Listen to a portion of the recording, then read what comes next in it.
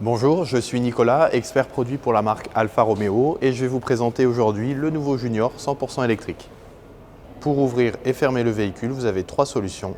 La première avec la télécommande directement, ici et ici pour verrouiller. La deuxième solution consiste tout simplement à s'approcher du véhicule pour qu'il se déverrouille et à s'éloigner pour qu'il se verrouille tout seul. La troisième et dernière solution se fera via la zone tactile que vous avez à cet endroit-là. Il vous suffira alors de rester appuyé avec votre doigt quelques secondes. Et la même chose pour refermer le véhicule. Pour ouvrir et fermer le coffre, vous avez trois solutions également.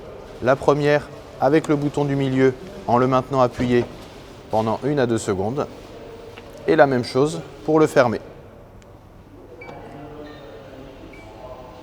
Pour la deuxième solution, il vous suffira simplement d'appuyer sur le bouton sous le coffre pour qu'il s'ouvre tout seul. Pour le fermer, il vous suffira tout simplement d'appuyer sur ce bouton. Pour la troisième solution, il vous suffira simplement de passer le pied sous le coffre. Et la même chose pour le fermer. Pour ce Junior 100% électrique, la trappe de charge se situe sur la gauche. Une simple pression vous permettra de l'ouvrir. On retrouvera alors deux possibilités de charge. La première pour la domestique et pour les bornes. La deuxième pour les superchargeurs. Dans les deux cas, vous devrez alors brancher d'abord la source d'énergie en premier avant de venir brancher la voiture. Dans l'autre sens, vous devrez déverrouiller d'abord la voiture avant d'enlever la source d'énergie. Nous avons également ici deux boutons qui vous permettront alors de programmer une charge différée et de la lancer, mais également de déverrouiller la charge à n'importe quel moment. Pour démarrer le véhicule, il vous suffira de maintenir votre pied enfoncé sur la pédale de frein et d'appuyer de manière prolongée sur ce bouton. Le nouvel écran d'infodivertissement du Junior, orienté côté conducteur, vous permettra de naviguer de gauche à droite ou de droite à gauche dans les différents menus. Vous retrouverez alors le GPS intégré, la climatisation, que vous pouvez également retrouver juste en dessous de l'écran avec des boutons physiques. Nous avons également bien sûr la radio en FM ou en DAB, les paramètres via le mur d'application, mais également la possibilité avec votre téléphone Android ou Apple de vous connecter en CarPlay directement sans fil. Vous trouverez juste au-dessus de l'écran un bouton représentant votre véhicule qui vous permettra alors d'accéder au menu des nouvelles aides à la conduite, obligatoires depuis juillet 2024, à savoir l'aide au maintien dans la voie et l'alerte de dépassement de vitesse qui comprend également la lecture des panneaux de signalisation. Ces deux aides peuvent être désactivées ou réactivées comme bon vous semble.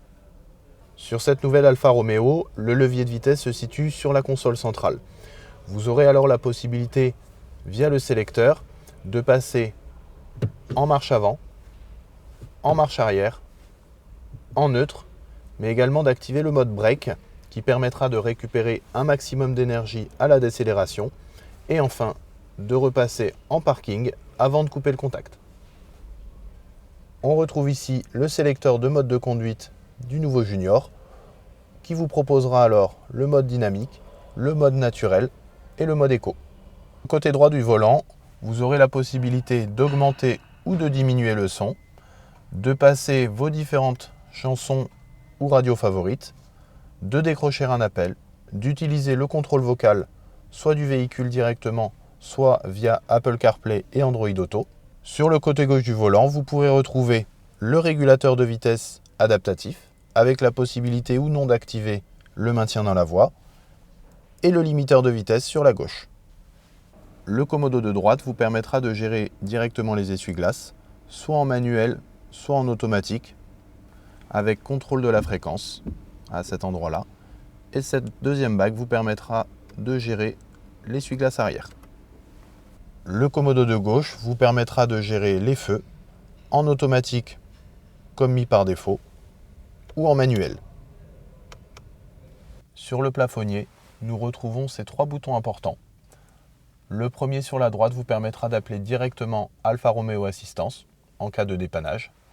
Le deuxième à gauche, SOS, vous permettra d'appeler directement les secours.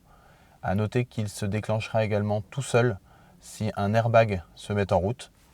Et enfin le troisième, en appuyant à 2 reprises dessus, vous permettra d'ouvrir le coffre depuis l'intérieur.